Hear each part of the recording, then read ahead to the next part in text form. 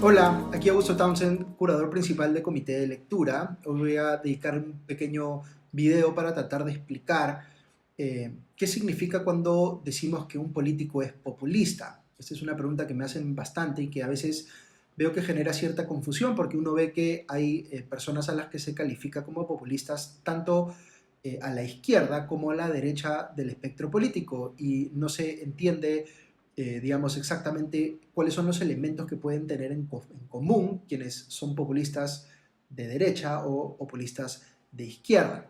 Así que voy a tratar de desarrollar una explicación cortita sobre este tema porque es importante.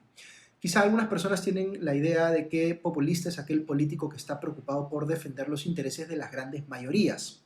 Pero si esa fuese la definición de populista, pues no tendría nada de malo. Digamos que no solamente es entendible, sino que es deseable que los políticos en una democracia se preocupen por los intereses de las grandes mayorías. Así es como deberían funcionar las democracias.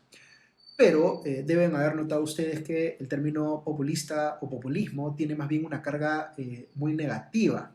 Y eso es porque nos estamos refiriendo esencialmente a algo más acotado, a un fenómeno en el que los políticos tratan de forzar un entendimiento de la realidad como si el elemento más característico de esa realidad fuese que existe inevitablemente una suerte de enfrentamiento que tiene de un lado a la élite del país, que es descrita como si fuese esencialmente corrupta o como si encarnase todos los males de esa sociedad, es egoísta, es discriminadora, es explotadora, etcétera. Y por otro lado está el pueblo, que es descrito más bien en sentido inverso, como si fuese incorruptible, como si fuese puro, como si encarnase todas las virtudes de la sociedad, como el trabajo duro, el respeto a los valores, etc. Esto, si se fijan, es una sobresimplificación de la realidad, porque naturalmente no es que haya, digamos, solamente gente mala en las élites y solamente gente buena en la ciudadanía en general, en el pueblo. Lo esperable es que haya gente buena y mala en cualquier actor de la sociedad, ¿no es cierto? ¿Por qué hacen entonces, o por qué fuerzan esta interpretación los políticos? ¿Por qué presentan esta narrativa y la venden tan ardorosamente? Pues porque los ayuda a ganar elecciones. Digamos que las élites no es que movilicen pues un caudal electoral muy grande y la gente en general no es que sintonice tampoco mucho con sus necesidades o sus preocupaciones. Más bien, si un político logra ser identificado o percibido como que se identifica con el pueblo en general, políticamente eso puede favorecerle, digamos, dándole mucho más respaldo para ganar una elección.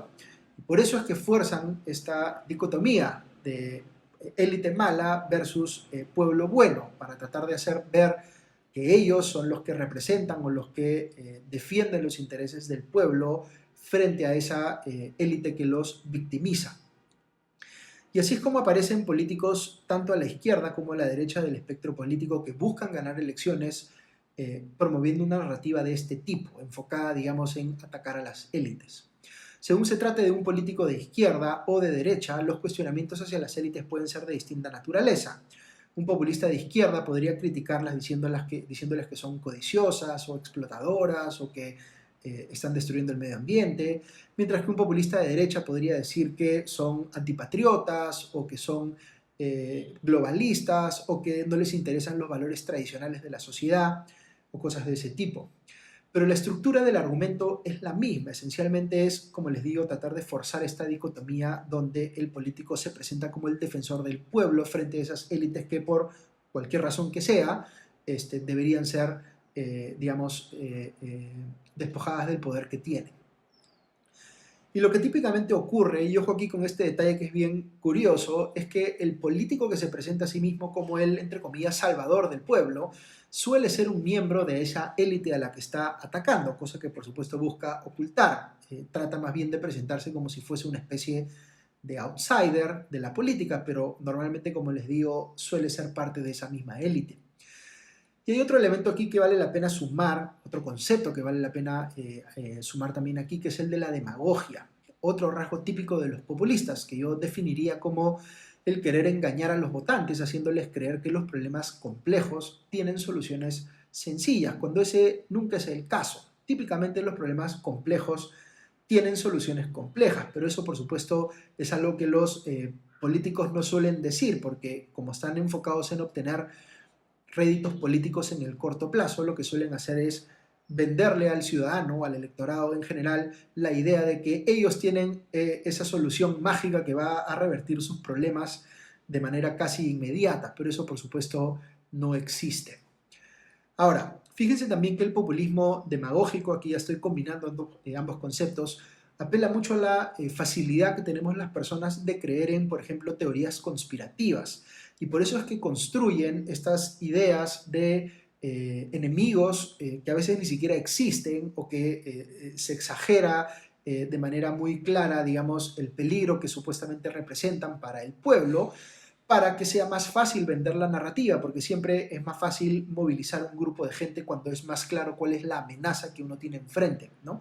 Y así es como como les digo, se crea o se exagera algún enemigo en particular que se haya o que se esté utilizando para esos efectos, que puede ser, digamos, los inmigrantes extranjeros o, digamos, los líderes empresariales o lo que fuera, según el político populista tenga una posición más de izquierda o de derecha.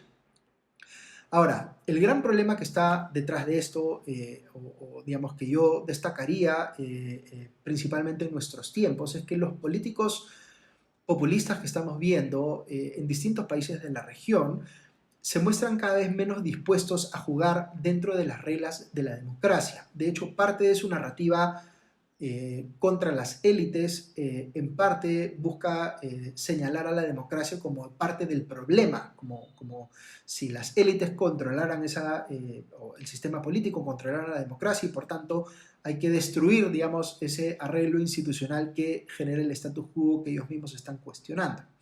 Es decir, estamos hablando de políticos populistas que podrían estar dispuestos a destruir la democracia o los cimientos de la democracia si eso fuese lo que les permitiese llegar o mantenerse en el poder. Estamos hablando, como les digo, de un populismo que es crecientemente antidemocrático y eso debe preocuparnos porque, como les digo, aparece tanto a la izquierda como a la derecha del espectro político en un montón de políticos que estamos viendo con mayor relevancia en los países de la región en estos días. Así que nada, un tema que es importante tener en el radar y regresaremos próximamente con algún otro asunto sobre el que vale la pena compartir alguna reflexión política o de cualquier otra índole en estos días. Que esté muy bien y nos escuchamos pronto. Adiós.